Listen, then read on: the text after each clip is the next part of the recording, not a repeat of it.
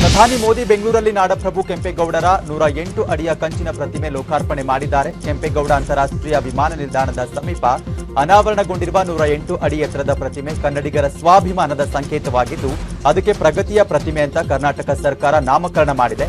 ಗುಜರಾತ್ನಲ್ಲಿ ಏಕತಾ ಪ್ರತಿಮೆ ನಿರ್ಮಿಸಿದ ರಾಮ್ ಸುತಾರ್ ಕ್ರಿಯೇಷನ್ಸ್ನವರೇ ಈ ಕೆಂಪೇಗೌಡ ಪ್ರತಿಮೆಯ ವಿನ್ಯಾಸ ಹಾಗೂ ನಿರ್ಮಾಣ ಮಾಡಿದ್ದಾರೆ.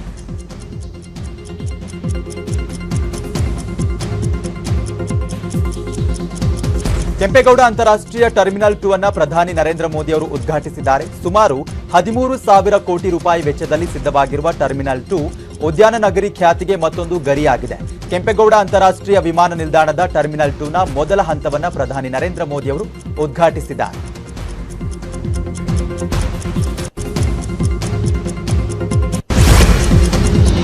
ನಾಡಪ್ರಭು ಕೆಂಪೇಗೌಡರ 108 ಅಡಿ ಎತ್ತರದ ಬೃಹತ್ ಕಂಚಿನ ಪ್ರತಿಮೆಯನ್ನ ಪ್ರಧಾನಿ ಇವರು ಸ್ವಂತ ಸೂಪರ್ ಮಾರ್ಕೆಟ್ ಮಾಡಿ ತಿಂಗಳಿಗೆ 10 ಲಕ್ಷ ಸಂಪಾದನೆ ಮಾಡ್ತಾರೆ. ದುಡ್ಡಿದ್ದವರಿಗೆ ಮಾತ್ರ ಅಲ್ಲ, ನೀವು ಮಾಡಬಹುದು. ಫ್ರೀಡಮ್ ಆಪ್ ಅನ್ನ ಈಗಲೇ ಡೌನ್ಲೋಡ್ ಮಾಡಿ. ನರೇಂದ್ರ ಮೋದಿ ಅವರು ಅನಾವರಣಗೊಳಿಸಿದ್ದಾರೆ. ಬಳಿಕ ಸಭಾ ಕಾರ್ಯಕ್ರಮದಲ್ಲಿ ಭಾಗಿಯಾದ ಪ್ರಧಾನಿ ನರೇಂದ್ರ ಮೋದಿ ಕರ್ನಾಟಕದ ಸಮಸ್ತ ಜನರಿಗೆ ನನ್ನ ಕೋಟಿ ಕೋಟಿ ಪ್ರಣಾಮಗಳು ಅಂತ ಕನ್ನಡದಲ್ಲಿ ಭಾಷಣವನ್ನ ಆರಂಭಿಸಿದ್ರು. ಈ ವೇಳೆ ಅಲ್ಲಿ ನೆರೆದಿದ್ದ ಜನರು ಸಂತೋಷದಿಂದ ಮೋದಿ ಮೋದಿ ಅಂತ ಜೈಕಾರ ಹಾಕಿದ್ರು. ಪ್ರಧಾನಿ ಮೋದಿ ಅವರು ಕೆಂಪೇಗೌಡರನ್ನ ಹಾಡಿ ಹೊಗಳಿದ್ರು. ನಿರ್ಮಲಾನಂದ ಶ್ರೀಗಳಿಗೆ ಧನ್ಯವಾದವನ್ನ ತಿಳಿಸಿದ್ದಾರೆ. ಈಗ ಅವರು ನಮನವನ್ನ ಸಲ್ಲಿಸ್ತಾ ಇದ್ದಾರೆ ಪ್ರಧಾನಮಂತ್ರಿ ಅವರು. ಜನತೆಗೆ ನನ್ನ ಕೋಟಿ ಕೋಟಿ ನಮಸ್ಕಾರಗಳು.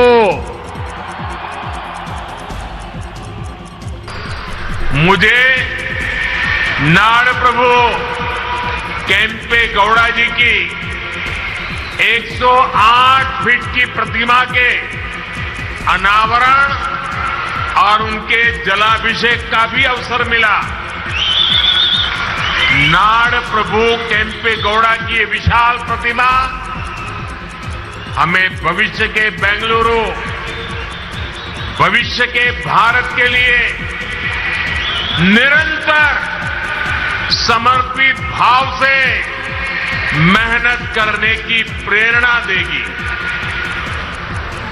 भाइयों और बहनों, ये मेरा सौभाग्य है कि आज पूज्य स्वामी जी ने जिस प्रकार से आशीर्वाद दिए, जिस प्रकार से भावना प्रकट की, मैं हृदय से उनका आभार व्यक्त करता हूं.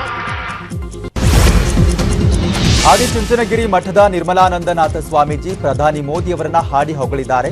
500 ವರ್ಷಗಳ ಹಿಂದೆ ಕೆಂಪೇಗೌಡರು ನಾಡು ಕಟ್ಟುವಾಗ ಎಲ್ಲ ಸಮುದಾಯಗಳನ್ನ ಒಗ್ಗೂಡಿಸಿದ್ರು. ಇಂದು ಪ್ರಧಾನಿ ನರೇಂದ್ರ ಮೋದಿ ಕೂಡ ಅದೇ ಮಾರ್ಗದಲ್ಲಿ ಸಾಗುತ್ತಿದ್ದಾರೆ ಅಂತ ನಿರ್ಮಲಾನಂದ ಸ್ವಾಮೀಜಿ ಹೇಳಿಕೆ ಕೊಟ್ಟಿದ್ದಾರೆ. ಮುಖ್ಯವಾಗಿ ಇವತ್ತು ಮಾನ್ಯ ಪ್ರಧಾನಮಂತ್ರಿಗಳು ಬಂದಿರತಕ್ಕಂಥ ಈ ಸಂದರ್ಭದಲ್ಲಿ 500 ವರ್ಷಗಳ ಹಿಂದೆ ಯಾವ ನಾಡಪ್ರಭು ಕೆಂಪೇಗೌಡರು ನಾಡನ್ನ ಕಟ್ಟುವ ಸಂದರ್ಭದಲ್ಲಿ ಎಲ್ಲ ಸಮುದಾಯದವರನ್ನು ಒಟ್ಟುಗೂಡಿಸಿ the best resource of any country is the human resource. If skill is use for the prosperity and the development of the country, obviously the land of the country is going to be prospered. It is because of that he identified all the best skills of the people during that time, because of which ಒಬ್ಬ ವಿಕಾಸ ಪುರುಷನ ಪ್ರತಿಮೆಯನ್ನ ಮತ್ತೊಬ್ಬ ವಿಕಾಸ ಪುರುಷ ಪ್ರತಿಮೆ ಅನಾವರಣಗೊಳಿಸಿದ್ದು ದೈವಿಚ್ಛೆ. ಮೋದಿಜಿ ಕರ್ನಾಟಕಕ್ಕೆ ಸಬ್ urban train ಸೇರಿದಂತೆ ಹಲವು ಕೊಡುಗೆ ಕೊಟ್ಟಿದ್ದಾರೆ. ಅವರಿಗೆ ಸಮಸ್ತ ಕನ್ನಡಿಗರ ಪರವಾಗಿ ಅಭಿನಂದನೆ ಸಲ್ಲಿಸುತ್ತೇನೆ ಅಂತ ಸಿಎಂ ಬಸವರಾಜ ಬೊಮ್ಮಾಯಿ ಹೇಳಿಕೆ ಕೊಟ್ಟಿದ್ದಾರೆ. ಬೆಂಗಳೂರಿನಲ್ಲಿ ಪ್ರಧಾನಿ ನರೇಂದ್ರ ಮೋದಿ ವಂದೇ ಭಾರತ್ ರೈಲಿಗೆ ಚಾಲನೆ ನೀಡಿದ್ದಾರೆ. ಕ್ರಾಂತಿವೀರ ಸಂಗೊಳ್ಳಿ ರಾಯಣ್ಣ ರೈಲು ನಿಲ್ದಾಣದಲ್ಲಿ ಕೇಂದ್ರ ರೈಲ್ವೆ ಸಚಿವ ಅಶ್ವಿನಿ ವೈಷ್ಣವ್ ಸ್ವಾಗತಿಸಿದ್ರು. ಪ್ಲಾಟ್ಫಾರ್ಮ್ ಸಂಖ್ಯೆ 7ರಲ್ಲಿ ವಂದೇ ಭಾರತ್ ಎಕ್ಸ್ಪ್ರೆಸ್ ರೈಲಿಗೆ ಪ್ರಧಾನಿ ಮೋದಿ ಚಾಲನೆ ಕೊಟ್ಟರು. ಬುಧವಾರ ಹೊರತುಪಡಿಸಿ ವಾರದಲ್ಲಿ 6 ದಿನ ಈ ರೈಲು ಸಂಚರಿಸಲಿದೆ. ಬೆಳಗ್ಗೆ 5:50ಕ್ಕೆ ಚೆನ್ನೈ ಸೆಂಟ್ರಲ್ನಿಂದ ಹೊರಡುವ ಎಕ್ಸ್ಪ್ರೆಸ್ ಬೆಂಗಳೂರಿನ ಮೆಜೆಸ್ಟಿಕ್ಗೆ ಮಾರ್ಗವಾಗಿ ತೆರಳಿ ಮಧ್ಯಾಹ್ನ 12:30ಕ್ಕೆ ಮೈಸೂರು ತಲುಪುತ್ತದೆ. ರೈಲು ಪೆರಂಬೂರು, ವೆಂಪಂಪುಟ್ಟು, ಕಟ್ಟಾಡಿ ಜಂಕ್ಷನ್, ಗುಡುಪಲ್ಲಿ ಮತ್ತು ಮಾಲೂರು ಹಾದು ಹೋಗುತ್ತದೆ. ಇನ್ನು ಕಾಶಿ ಯಾತ್ರೆ ಟ್ರೈನ್ಗೂ ಕೂಡ ಪ್ರಧಾನಿ ಮೋದಿ ಅವರು ಚಾಲನೆ ಕೊಟ್ಟಿದ್ದಾರೆ. ಈ ಯೋಜನೆಯಿಂದ ಕಾಶಿ ಯಾತ್ರೆಗೆ ತೆರಳುವ ಜನರಿಗೆ ಸರ್ಕಾರದಿಂದ 5,000 ರೂಪಾಯಿ ನೀಡಲಾಗುತ್ತಿದೆ.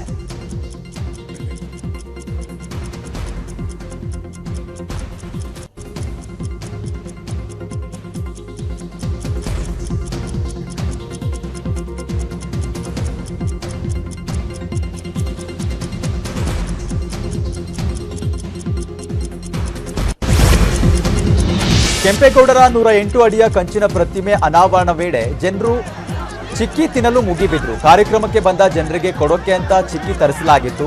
ಆದ್ರೆ ಚಿಕ್ಕಿ ಕೊಡುವುದು ತಡವಾಗಿದ್ದಕ್ಕೆ ಜನರೇ ಲಾರಿ ಹತ್ತಿ ಚಿಕ್ಕಿ ಬಾಕ್ಸ್ಗಳಿಗೆ ಮುಗಿಬಿದ್ರು. ಲಾರಿ ಮೇಲಿಂದ ಬಾಕ್ಸ್ಗಳನ್ನ ಕೆಳಗೆ ಎಸೆದು ಕೈಗೆ ಸಿಕ್ಕಷ್ಟು ಬಾಚಿಕೊಂಡ್ರು. ಜನರನ್ನ ನಿಯಂತ್ರಿಸಲು ಪೊಲೀಸರು ಹರಸಾಹಸ ಪಟ್ಟರು.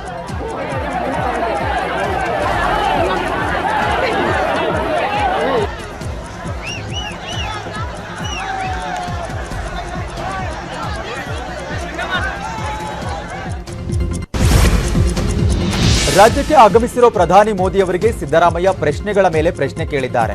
ಹಸುವಿನ ಸೂಚ್ಯಾಂಕದಲ್ಲಿ ಭಾರತ ಕುಸಿದಿದೆ, ಅದಕ್ಕೆ ಯಾರು ಹೊಣೆ? ದೇಶದ ಸಾಲ 155 ಲಕ್ಷ ಕೋಟಿಗೆ ಏರಿದೆ, ಅದಕ್ಕೆ ಯಾರು ಕಾರಣ? ಕರ್ನಾಟಕದ ಸಾಲ 5,40,000 ಕೋಟಿಗೆ ಏರಿದೆ. ಇದೇನಾ ಡಬಲ್ ಇಂಜಿನ್ ಸರ್ಕಾರದ ಸಾಧನೆ? ರೂಪಾಯಿ ಮೌಲ್ಯ 82 ರೂಪಾಯಿ 50 ಪೈಸೆಗೆ ಕುಸಿಯಲು ಯಾರು ಕಾರಣ? 40% ಕಮಿಷನ್ ಬಗ್ಗೆ ಏನು ಕ್ರಮ ಕೈಗೊಂಡಿದ್ದೀರಿ? ನಂದೀಶ್ ಸಾವಿಗೆ ನ್ಯಾಯ ಸಿಗುತ್ತಾ? ಹಣದುಬ್ಬರ ಹೆಚ್ಚಿದೆ, ತುಮಕೂರು, ದಾವಣಗೆರೆ, ಬೆಂಗಳೂರು ಸಬ್ ಅರ್ಬನ್ ರೈಲಿಗೆ ಹಣ ಸಿಕ್ಕಿಲ್ಲ. ರಾಯಚೂರಿನ ಏಮ್ಸ್ ಕನಸು ಈಡೇರಲಿಲ್ಲ. ಮಹದಾಯಿ, ಕೃಷ್ಣಾ ಮೇಲ್ದಂಡೆ, ಮೇಕೆದಾಟು ಯೋಜನೆ ಯಾವಾಗ ಜಾರಿಯಾಗುತ್ತೆ ಅಂತ ಸಿದ್ದರಾಮಯ್ಯ ಪ್ರಶ್ನೆ ಮಾಡಿದ್ದಾರೆ. ಕೆಂಪೇಗೌಡ ಪ್ರತಿಮೆ ನಿರ್ಮಾಣದ ವಿಚಾರಕ್ಕೆ ರಾಜಕೀಯ ಜೋರಾಗಿದೆ. ಪ್ರತಿಮೆ ಏರ್ಪೋರ್ಟ್ ಅಥಾರಿಟಿಯಿಂದ ನಿರ್ಮಾಣವಾಗಬೇಕಾಗಿತ್ತು. 50ರಿಂದ 60 ಕೋಟಿ ಖರ್ಚು ಮಾಡೋದು ಏರ್ಪೋರ್ಟ್ನವರಿಗೆ ದೊಡ್ಡ ವಿಚಾರ ಏನೂ ಆಗಿರಲಿಲ್ಲ. ಬಿಜೆಪಿಯವರು ಏನೇನೋ ಲೆಕ್ಕಾಚಾರ ಹಾಕಿಕೊಂಡು ಪ್ರತಿಮೆ ನಿರ್ಮಾಣ ಮಾಡಿದ್ದಾರೆ ಅಂತ ಕೆಪಿಸಿಸಿ ಅಧ್ಯಕ್ಷ ಡಿಕೆ ಶಿವಕುಮಾರ್ ಹೇಳಿದ್ದಾರೆ.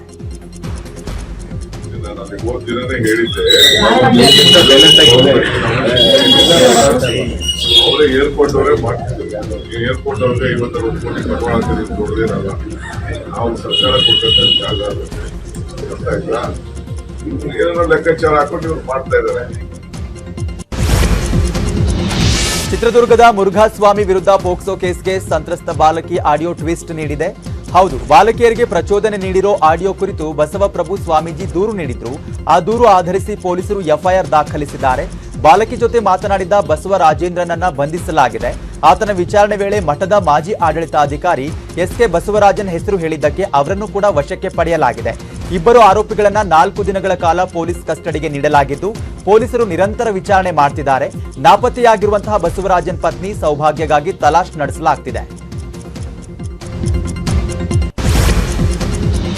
ಕಾಸರಗೋಡು ಜಿಲ್ಲೆಯ ಬದಿಯಾಡ್ಕದ ಡಾಕ್ಟರ್ ಕೃಷ್ಣಮೂರ್ತಿ ಅವರ ಸಾವು ಹಲವು ಅನುಮಾನಗಳಿಗೆ ಎಡೆ ಮಾಡಿಕೊಡ್ತಾ ಇದೆ.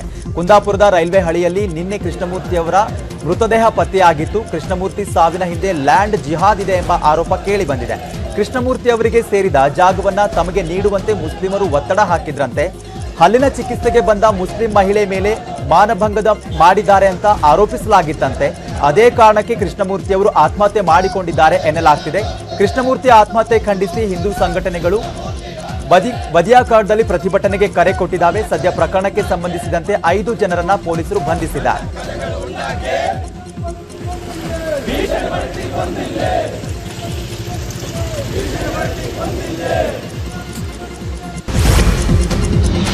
ಮಂಡ್ಯದ ಮದ್ದೂರಿನ ಕೆಎಂ ದೊಡ್ಡಿಯಲ್ಲಿ ಕಾಲೇಜು ವಿದ್ಯಾರ್ಥಿಗಳನ್ನ ಕ್ರೈಸ್ತ ಧರ್ಮಕ್ಕೆ ಮತಾಂತರಿಸಲು ಯತ್ನಿಸಲಾಗಿದೆಯಂತೆ. 5 ಜನರು ವಿದ್ಯಾರ್ಥಿಗಳ ಮನವೊಲಿಕೆಗೆ ಮುಂದಾಗಿದ್ರಂತೆ. ಆರೋಪಿಗಳನ್ನ ಸ್ಥಳೀಯರು ತರಾಟೆಗೆ ತೆಗೆದುಕೊಂಡಿದ್ದು ಕೆಎಂ ದೊಡ್ಡಿ ಪೊಲೀಸರಿಗೆ ಒಪ್ಪಿಸಿ ದೂರು ನೀಡಿದ್ದಾರೆ.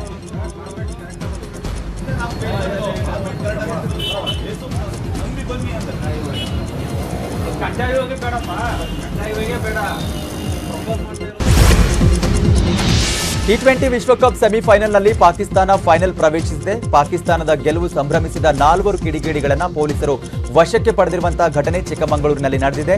ಎನ್ಆರ್ಪುರ ತಾಲೂಕಿನ ಬಾಳೆಹೊನ್ನೂರು ಸಮೀಪದ ಕಾಫಿ ತೋಟದಲ್ಲಿ ಘಟನೆ ನಡೆದಿದ್ದು, ಅಸ್ಸಾಂ ಮೂಲದ ಅಜರ್ ಅಲಿ, ಅಹಿಲ್ ಉದ್ದೀನ್ ಸೇರಿದಂತೆ ಮತ್ತಿಬ್ಬರು ಅಪ್ರಾಪ್ತರನ್ನ ವಶಕ್ಕೆ ಪಡೆಯಲಾಗಿದೆ.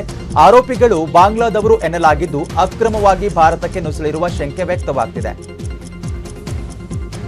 ಮ್ಯಾಚ್ ಮುಗಿದ ಮೇಲೆ ಪಾಕಿಸ್ತಾನ ಅವತ್ತು ವಿನ್ ಆಗಿರುತ್ತೆ.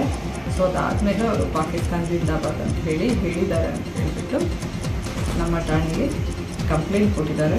ಸೊ ಅದು ಮುಂದೆ ಪರಿಶೀಲನೆ ಮಾಡಿ ನಮಗೆ